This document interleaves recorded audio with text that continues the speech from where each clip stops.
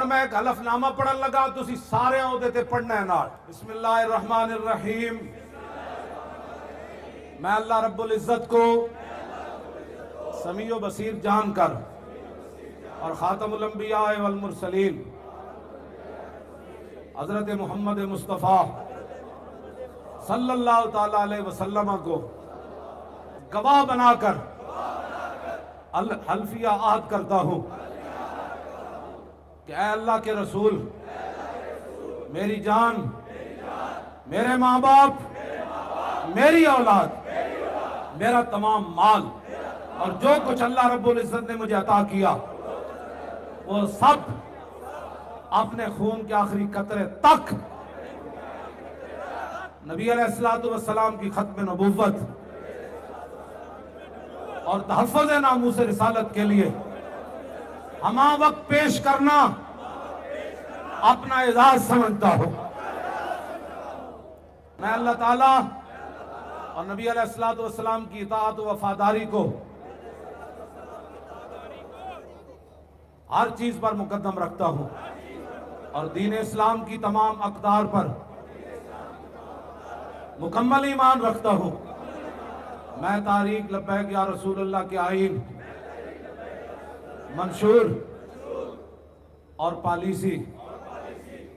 جو اسلام کے مطابق ہے، دل و جان سے مانتا ہوں اور اس حوالہ سے دی گئی رہنمائی پر مکمل طور پر عمل پیرا رہتے ہوئے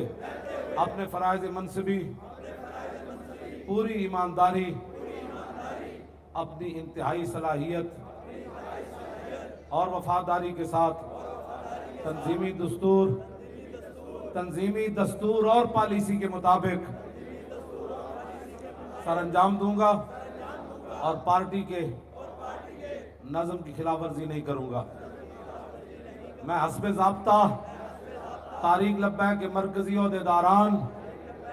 اور ان کے مقرر کردہ تنظیمی ذمہ داران فیصلوں پر عمل درآمد کا پابند رہوں گا، نیز